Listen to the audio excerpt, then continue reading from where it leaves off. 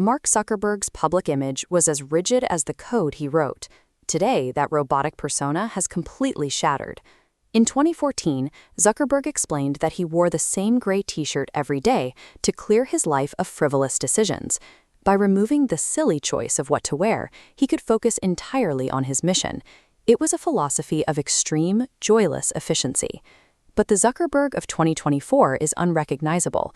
He's wearing custom gold chains and training with UFC champions, a transformation that has less to do with a midlife crisis and everything to do with a calculated corporate resurrection. This rebrand became necessary because by 2022, Meta was drowning. The company had abandoned its social media roots to chase a virtual future that investors and the public simply didn't want. This diagram shows the scale of that failure. Since late 2020, the Reality Labs division has accumulated over $80 billion in operating losses. Year after year, the deficit compounded as Meta poured capital into hardware that failed to find a mainstream audience. The products themselves became a PR liability. Flagship environments like Horizon Worlds were mocked for being awkward and isolating, while the heavy, bulky Quest headsets were seen as expensive toys for a metaverse that felt like a ghost town. Meta was trapped in a financial tailspin. A standard product launch wasn't going to save the brand. The company needed a total structural overhaul and a leader who looked like a winner again. Zuckerberg responded with a year of efficiency. He cut 21,000 jobs, flattened middle management, and killed off every project that couldn't prove it would generate revenue within 5 years. As the bloat disappeared, Meta shifted its focus.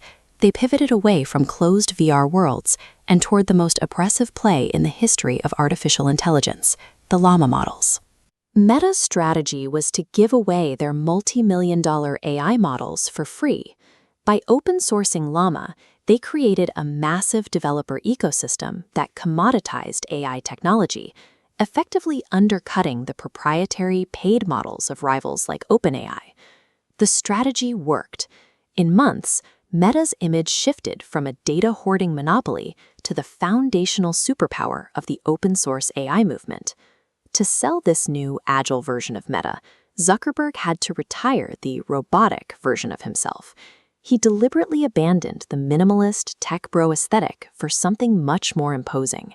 He began training in Brazilian Jiu-Jitsu and MMA, sparring with UFC champions and winning medals in competitive tournaments. He was no longer just a coder. He was becoming a combat athlete. His wardrobe followed suit. The gray hoodies were replaced by $250 designer shirts, oversized custom tees with Latin quotes, and a prominent gold chain he designed himself. He leaned into hip-hop culture, unboxing a massive Nappy Boy chain gifted to him by T-Pain in a video that reached millions. He was becoming a pop culture figure rather than a corporate executive. This new persona projects physical dominance and cultural agility. It signals to investors that the man running Meta is as aggressive and adaptive as the AI strategy the company is now betting its life on. But look closer, and the chill, open-source champion is actually a Trojan horse. While Zuckerberg talks about making AI accessible to all, he is simultaneously building a ruthless proprietary engine. Under the leadership of Chief AI Officer Alexander Wang, Meta formed Superintelligence Labs, a high-security unit focused on building parallel, closed-source systems for commercial use. The goal is monetization. Their Muse Spark 1.1 model is a closed-source system that charges developers $1.25 per million input tokens. It is the proprietary tollgate at the end of their free open-source funnel. Even their hardware evolved. The isolating VR headsets were sidelined in favor of Ray-Ban Meta smart glasses. They are stylish, wearable fashion pieces that hide AI sensors in plain sight, making the technology socially acceptable for the first time. It is a brilliant dual-pronged strategy. The open-source goodwill and stylish hardware act as the perfect distraction, allowing Meta to build a massive commercial AI revenue stream while no one is looking. The financial results have been immediate. By mid-2026, Meta stock staged a massive recovery, with quarterly revenue growing 16.5% year-over-year. This chart reveals the ultimate irony. The soaring green line represents new AI-driven revenue, now so massive it completely overshadows the ongoing losses from the metaverse. In the second quarter of 2026 alone, Reality Labs still lost $4.6 billion.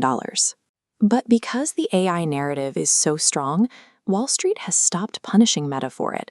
The successful AI story acts as a financial shield. It allows Zuckerberg to continue subsidizing his dream of the metaverse with billions in AI profit, protecting his vision from the same investors who nearly killed the company 2 years ago. Zuckerberg's evolution from the awkward, gray-shirted programmer to an imposing tech titan is now complete. He has successfully traded minimalist efficiency for physical and corporate power. In this case, Meta's arrival depended on its founder's ability to project the same aggressive energy as his new corporate strategy.